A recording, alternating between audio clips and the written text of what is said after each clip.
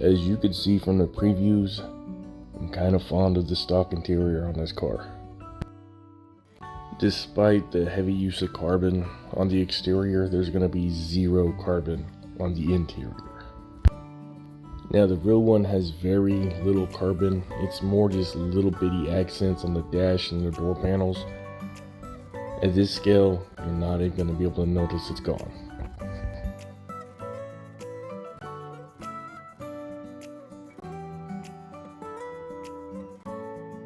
And some of you may remember I've talked about gluing the door shut. Well, that's it. There's no going back now.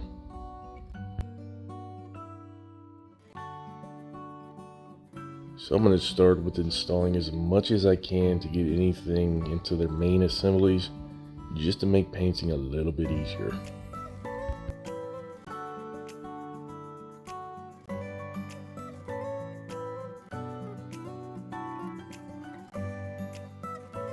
Now I do plan to use the small amount of kit decals. I've been mixing and matching and doing everything I can to find the perfect paint. Turns out I could just buy it. It's TS-98 for Tamiya.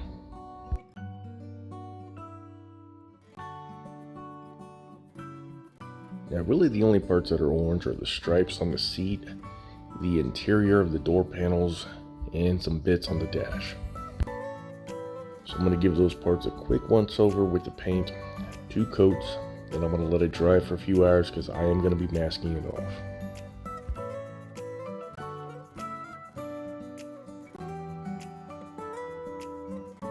And while these parts are all drying, I'm going to work on flocking the interior. And yes, I will be using actual flocking this time. Now for the adhesive I'm using here, it's just some good old-fashioned Pledge floor polish. And I've used almost everything for this. Mod Podge, Elmer School Glue, clear paint, black paint, all of it. And as long as it's sticky and has the ability to dry, it all works just the same. Same goes for actually applying this stuff. I've also used a sifter, a little tea strainer, just dump it on. It all works and looks exactly the same.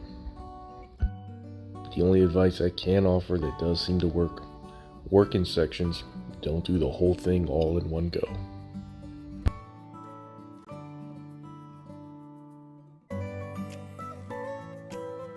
Now this is all had a decent enough time to dry, so off camera I just masked it all off. Now masking is boring and monotonous, so I didn't record any of it. But these little sections around the vents, they get painted orange too. I don't want to mask that, so I'm going to paint it by hand. You see that little orange dot there? I've been testing. This stuff still looks good over black paint. So the plan is just to go back in there after I paint it all black and do it by hand. Now the best thing I have on hand to simulate leather is Tamiya TS-6 matte black. It's got just enough sheen in it to be a very convincing leather or plastic or basically anything for an interior. But the process is the same, just a light mist coat to seal over that masking so when I go back with the heavier coats it doesn't bleed under it.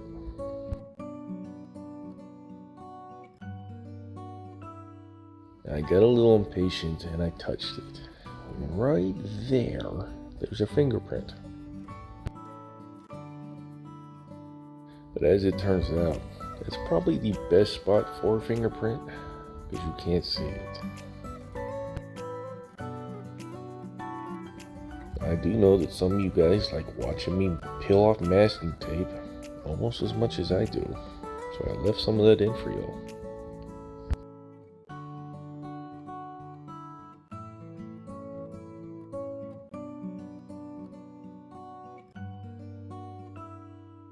As I had mentioned earlier, that Tamiya TS-6 is the perfect color to simulate leather.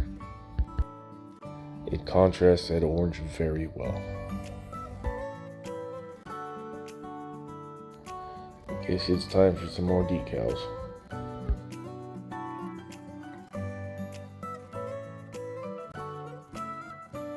I might cut the handles off these things at some point. I'm always bumping the camera with them. Or I may just set up a new head rig. Rumor has it, I bought a new camera. A real camera, not a phone. Stay tuned.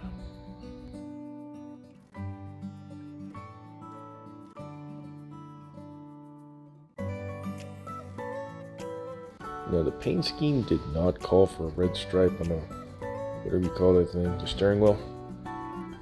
But I thought being a track-oriented car, it'd be a nice touch.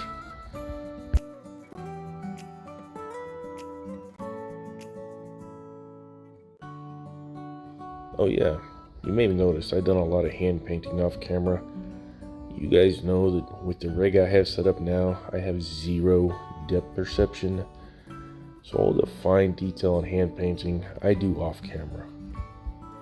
I'm really hoping with the new rig I have planned in my head that I could have the camera offset to the left, so with my good eye I could be looking directly at the work instead of through a lens. So if it works out, you guys are going to be seeing a whole lot more hand painting and just more detail in general. I hope. I'm also starting to second guess these silicone brushes. Being silicone, nothing is supposed to stick to them. Interesting, eh?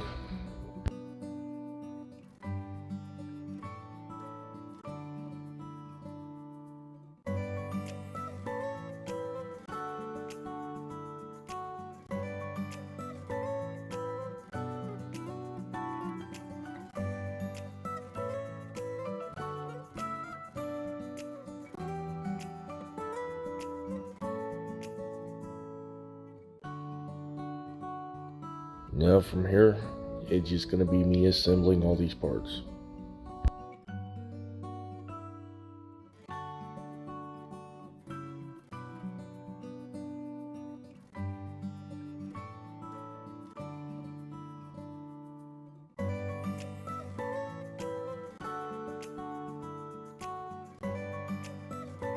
Now after all the carbon decals I did on the body, I'm really wanting to do any of that anymore. So I just painted the seat backs in gloss black. From what I could tell on my dry assembly, you can't see them. So I hope I could get away with it.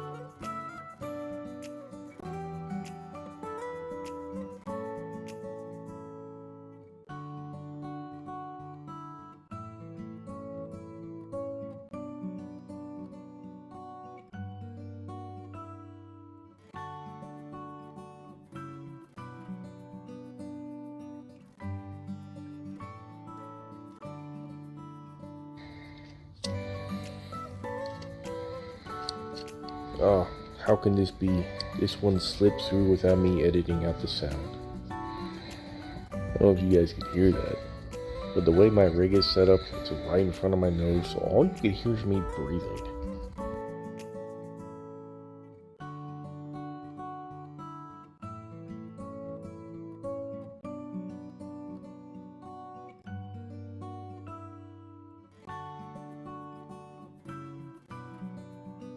Now, according to the instructions, this little tab right here is supposed to key into the interior tub.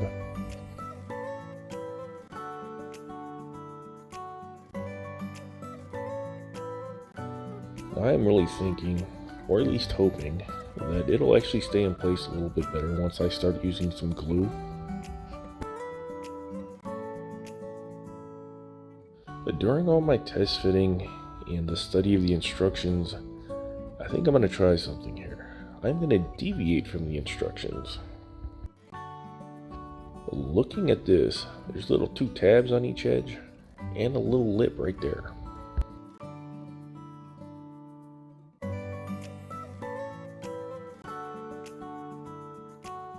That lip goes over the cowl on the body, and then it just aligns with 2 little pins on the bottom. Now somehow I'm supposed to do this with the interior tub glued to the chassis. I'm thinking I'm going to do that the other way around. So the plan is to install the interior tub in the actual body, then the chassis pan underneath it. Now I know the way the instructions want us to do it, it could be done. I've seen other modelers on YouTube do it. It just seems like more work the way they want us to do it. Anywho, let's get this steering wheel put on and get the interior wrapped up. Now on a personal note, I'm still working on the house. The videos are coming, I promise you. So stay tuned, I'm going to be doing the engine and chassis next. In the meantime, thank you for watching.